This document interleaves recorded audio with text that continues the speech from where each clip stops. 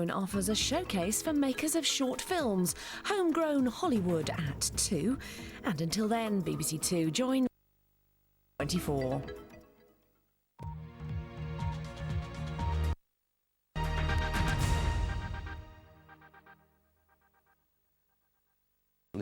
The reality of what American Muslims and Arabs and South Asians have lived in after 9/11 here in the United States has been one of a duality where both our nation was attacked on September 11th, but then afterwards we felt the repercussions of hate crimes and backlash against our community. And I think that this is a very strong testing time for British society, which I know to be very inviting and very tolerant of diversity in this time of tragedy and anguish.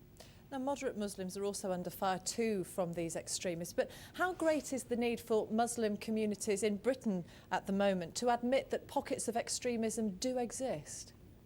It's very important, Martine. It's something that's very important for the global Muslim community to understand is that out of 1.2 billion Muslims on earth, which constitute 1 out of every 5 people living in the world today, that there is an extremist terrorist fringe within our communities, and it is our duties, it is our civic, it is our religious duties as Muslims to weed out these criminals who are completely distorting the message of Islam in order to perpetuate their own distorted political platforms.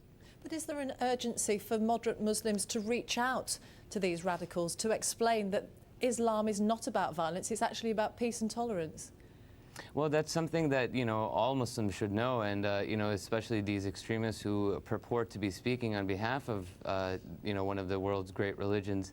Unfortunately, Martine, the problem is that in many cases, we don't know the telltale signs of who might be an extremist and who might not be, but, it's very important for all communities nationwide, regardless of faith, regardless of ethnic background, to, report any suspicious criminal activity in their communities to the local law enforcement officials. It's not only our